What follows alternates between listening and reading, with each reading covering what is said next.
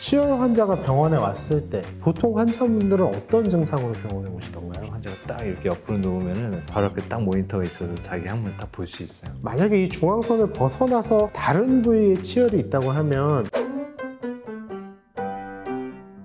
안녕하십니까. 고영의 윤상민. 김동원입니다. 항문 열상, 치열이란 건 어떤 병인지, 환자들이 병원에 내원하고 어떻게 진찰을 받고 어떻게 치료를 받는지에 대해서 설명을 드리도록 하겠습니다. 치열은 어떤 병인가요? 치열은 항문이 찢어지는 거지. 저 그림에서처럼 항문 피부가 이렇게 찢어지는 걸 말씀하시는 그렇죠. 거죠? 문학적으로는 치상선 밑에 이제 항문 피부로 이루어지는 그 공간에 이제 열상이 생기는 걸 얘기를 하는 거고, 보통은 이제 거기에 한번 상처가 생기게 되면 상처가 생긴 항문 주변에 괄약근이 이제 경련을 일으키면서 찢어진 부분이 더 벌어질 수 있게 되고, 근육이 경련을 일으키면 그 안에 혈관이 이제 좁아지기 때문에 상처 부위로의 혈류가 제한되면서 이제 치료가 어려워지는 경우들이 생길 수 있고요. 상처 때문에 심한 통증들이 이제 생기는 경우들이 있을 수 있고요. 그래서 치열이라고 하면 가장 흔한 양성 항문 질환 중에 하나고, 항문 통증과 항문 출혈의 가장 흔한 원인 중에 하나입니다. 보통 이제 항문이 찢어서 치열이 생긴 사람들 중에 많으면 40% 정도에서 반복적으로 이게 찢어지면서 만성적인 치열, 만성적인 항문 통증과 출혈을 일으킬 수도 있다고 합니다. 미국 같은 경우에는 1년에 한 23만 5천 건 정도의 새로운 치열 환자가 발생한다고 하고요. 우리나라는 1년에 한 4만 건 안팎이 될 것 같고요. 일부 연구에서는 평생 살면서 5명 중에 1명이 치열을 한 번 이상은 경험하게 된다고 제가 합니다. 볼 때는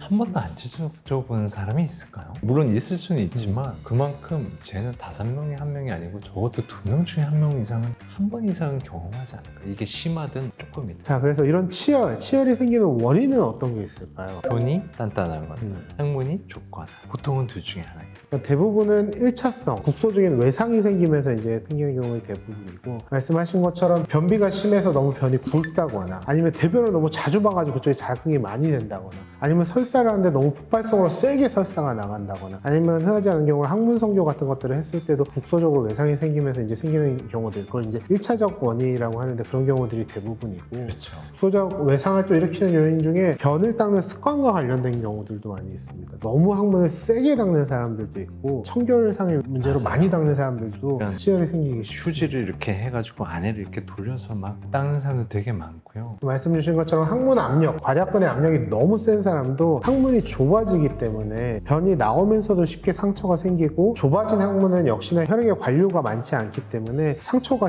나버리면 쉽게 치유가 안 되면서도 이제 치열이 만성적으로 가는 경우도 있을 수 있습니다.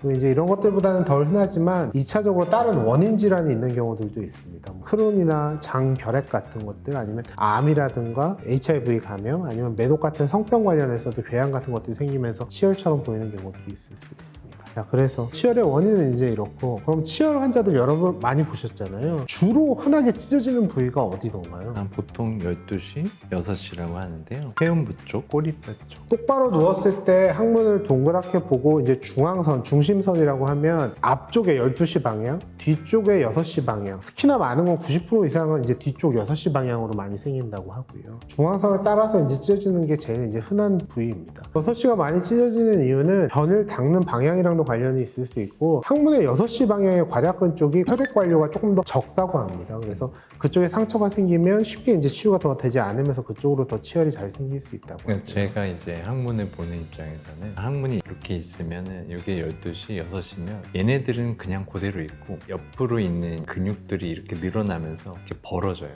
이렇게 당겨지면서 12시, 6시가 항상 많이 찢어지는 것 같아요.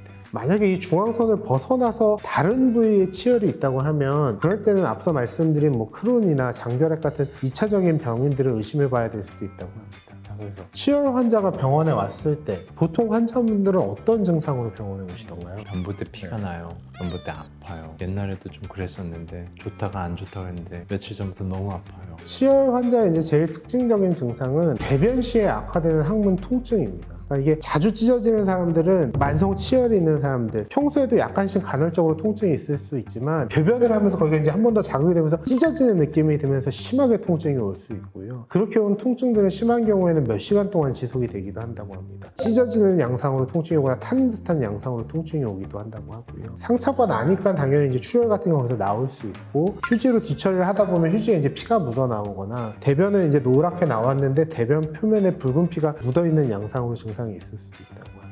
일부에서는 이제 항문 주변으로 가려움이나 이제 너무 자극적인 느낌을 받는 분들도 있다고는 하시죠. 그러니까 상처가 날 때 좀 근질근질하잖아요. 네네. 상처가 났다 조금씩 붙었다 하면서 계속 근질근질해서 오는 분들도 반복적인 치열에 의한 경우도 꽤 있어요. 이런 증상과 치열이 6주 이상 지속되면 그때는 이제 만성 치열이라고 부릅니다. 그래서 이제 이런 증상으로 온 환자분들 실제로 진찰은 어떻게 진행을 하시나요? 제일 중요한 거는 손가락을 이용하는 이제 검사죠. 항문이 있으면 이렇게 손가락을 넣어서 항문이 좁은지 100% 맞출 수는 없지만 그 느낌이 있는지를 보고 항문의 힘이 어떤지를 보고 기타 다른 원인이 있는지 암이나 직장에 뭐 치질이 심한지 치루가 있는지를 이렇게 다 만져보고요. 그 다음에는 항문경을 실제로 벌려서 직장 안에도 다 보게 돼요. 그래서 진짜로 찢어진 데가 있는지를 눈으로 딱 볼 수 있습니다. 환자가 딱 이렇게 옆으로 누우면은 바로 앞에 딱 모니터가 있어서 자기 항문을 딱 볼 수 있어요. 이거 찢어졌네. 그러면 환자가 찢어졌네요. 야, 아프겠다. 진짜 아팠어요. 진찰은 앞에서 말씀드린 여러 가지 원인들을 배제하기 위해서 이제 저희가 해보는 거고, 문진을 통해서 일단 뭐 변비나 설사 이런 것들이 있는지 이제 확인을 하고, 항문에 손가락을 넣어서 그 주변으로 실제로 상처가 있는지 아니면 2차적인 다른 암이나 이런 데를 원인들이 있는지도 확인을 하게 되는 거고, 항문경으로 실제로 이제 그걸 벌려서 보면서 실제 상처가 있는지를 확인을 하고 이렇게 하시는 거죠. 초음파를 봐요. 초음파로 상처에 이제 치열이 되면 결국은 나빠지게 되면 수술까지 가는 경우는 제일 흔한 건 치루가 생겨요. 염증이 계속 심해지고 그게 파고들어서 이제 치루나 농양이 생기는데 그런 게 있는지 보는 게 제일 중요하거든요. 그래서 초음파를 꼭 봐야 돼요. 초음파는 제 손가락보다 얇아요. 아주 얇은데 360도로 이렇게 돌아가면서 항문 전체를 이렇게 쭉 봐요. 금방 볼 수가 있어요. 그리고 이제 간혹가다 이제 크론이나 궤양성 대장염 아니면 뭐 장결핵 이런 것들을 감별하기 위해서 대장 내시경을 시행하는 경우들도 있을 수 있습니다. 네. 자, 여기까지 치열이 어떤 병인지 그리고 치열 환자들이 어떤 증상을 가지고 병원을 내원해서 어떻게 진찰을 받게 되는지에 대해서 설명을 드렸습니다. 다음 영상에서는 치열 환자분들이 실제로 어떻게 치료를 받는지에 대해서 저희가 말씀을 드리도록 하겠습니다. 오늘 영상이 좋으셨다면 좋아요, 댓글과 구독과 알람 설정 부탁드리겠습니다. 감사합니다.